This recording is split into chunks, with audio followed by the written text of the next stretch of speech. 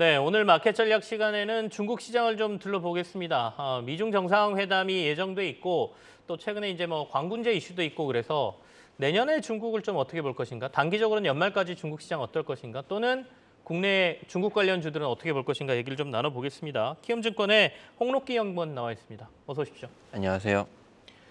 일단 최근에 중국에서 나온 경제 지표들만 놓고 보면 네. 중국 경기가 좀 살아난다? 네. 반등이 가능하다 이렇게 보이기도 하거든요. 네네네. 어떻게 판단하고 계세요?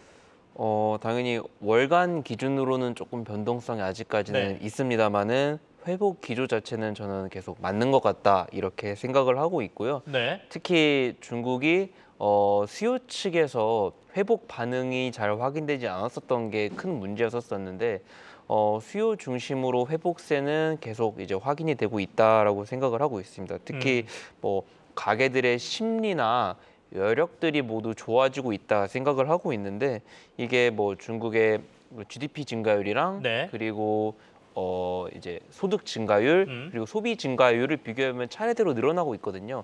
이런 것들을 보면은 확실히 가게의 여력들이 다 좋아지고 있는 것 같다 생각을 하고 있고 이게 뭐 월간 실업률 지표라든지 분기에 나오는 그 소득 증가율을 보더라도 네. 다 확인되고 있기 때문에 이런 회복세는 맞는 것 같고 특히 뭐 이걸 그 별개로 뭐 신규 주문이랑 재고 스프레드 네. 그리고 가장 최근에 나온 통화 지표에서도 보더라도 뭐 M2 증가율 자체는 천천히 내려오고 있습니다만은 오히려 그 융자 총액 잔액 증가율 자체가 계속 높아지고 있어서 이런 것들을 보면은 그 민간 경제 주체들의 자신감도 살아나면서 이제 신용 수요까지 붙고 있다 생각을 하고 있기 때문에 게다가 최근에 신규 주문이랑 재고 스프레드로 보면은 5개월 연속으로 계속 플러스 국면 유지를 하고 있습니다. 네. 그래서 이런 뜻은 중국이 재고 부담도 뭐 올해 초까지는 좀 부담이스러웠다면은 재고 부담도 많이 낮아지고 있는 것 같고요. 그래서 이제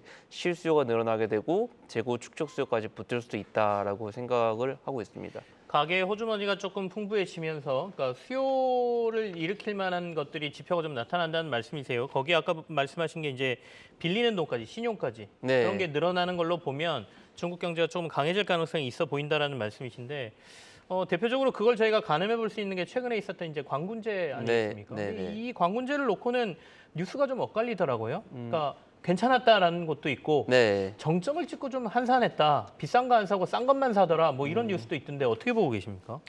네, 전체 증가율로 봤을 때는 아마 예년이랑 비슷한 수준의 좀 밋밋한 증가율이지 않을까 생각은 하고 있습니다만은 저는 사실은 이제 중국이 뭐 분기 기준으로 당연히 이런 그 이벤트들 때문에 조금 차이는 보이고 있습니다만은 더 이상 이제 광군절 딱 이벤트 하나가 과거처럼 특별하게 시장에 영향을, 그러니까 시장 가격에 영향을 줄 만한 이벤트는 더 이상 아닌 건 맞을 거다라고 생각은 하고 있습니다. 다만 지금 봤을 때 지금 9월 달 지표까지는 전부 다 확인됐었는데 나쁘지 않았었고 네. 지금 10월 달 지표가 이제 내일 실물 지표가 나오게 될 텐데 이 기간에 어쨌든 광군절의 효과가 얼마큼 확인될 수 있을지도 좀 파악하면 좋을 것 같고요. 여기서는 저도 아까 비싼 거 안 사고 싼 거 많이 샀다 이야기를 해주셨는데 네네. 저도 사실은 중국 소비가 뭐 가격대가 낮은 것들은 이미 잘 되고 있었었고 가격대가 높은 품목들 뭐 예를 들면 IT 소비재 이런 것들이 있을 텐데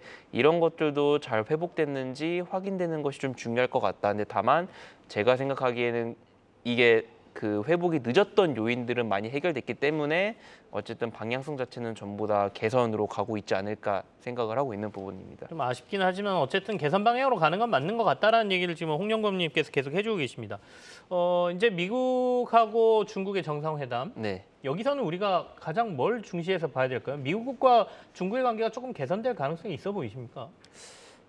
저도 일단 완벽하게 개선되는 네. 건 어렵다라고 당연히 생각은 하고 있습니다만은 그래도 2018년도 이후부터 미중 갈등이 그래도 개선 분위기에 조금 가까운 모습들을 보일 때는 뭐 중국의 경기 회복 속도도 뭐 그렇게 미국에게 위협이 될 만한 수준은 아니거나 아니면 미국 입장에서도 중국 외에 다른 대외 변수들이 많을 때는 그래도 미중 갈등이 상대적으로는 조금 시장 관심에서 떨어지는, 그래서 좀 개선의 방향성을 조금 보이는 모습을 보였는데 지금 기준으로도 좀 그 모습, 그 조건들과 조금 부합하지 않나 생각을 하고 있고, 그래서 네. 저는 아마 내년도 초까지는 그래도 미중 갈등이 중국 시장에서는 조금 핵심 변수에서는 조금 비껴나 있지 않을까 이런 생각은 하고 있습니다.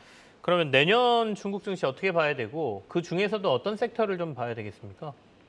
그래서 저 앞부분에 이야기 드렸던 것처럼 매크로 기준으로는 네. 이제 속도에 대해서는 좀 의견 차이가 존재할 수 있겠습니다만은 그래도 대부분이 회복을 많이 생각을 하고 계시는 것 같고요. 그래서 저는 매크로 기준으로는 내년이 올해보다 더 좋아지고 있는 건 맞는데 다만 지금 이런 부분들이 지금 중국 증시가 그럼에도 불구하고 잘 가고 있지 못하는 이유들은 대외 불확실성이 크다 생각을 하고 있는데, 여기서는 저는 미중 갈등보다는 최근에도 높아졌었던 미국의 금리 부담이 더 크다 생각을 하고 있고요. 네. 그래서 연초 이제 뭐 의견이 좀 갈리겠습니다. 뭐 내년도 상반기까지 미국의 금리 방향성에 따라서 조금 중국 정책 모멘텀에 집중하는 전략이 좋을 것 같고, 그 이후에 미국 금리의 내려간 속도에 맞춰서는 다시 중국의 매크로 회복 속도를 반영할 수 있는 중국 업종들도 보는 게 좋겠다라고 생각을 하고 있습니다. 그 업종이 그러면 어디로 생각하세요?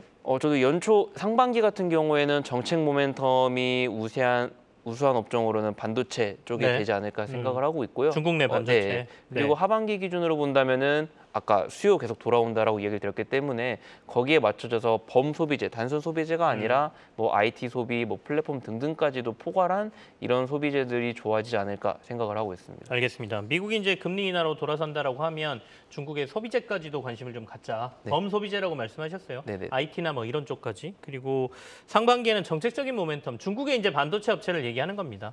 거기까지 좀 보자. 중국의 반도체 업체가 살아난다 그러면 국내에도 뭐 영향을 좀 미칠 것 같다라는 생각이 좀 들긴 하네요. 자, 키움증권의 홍록기 연구원과는 오늘 여기서 마무리를 짓겠습니다. 나와주셔서 고맙습니다. 네, 감사합니다.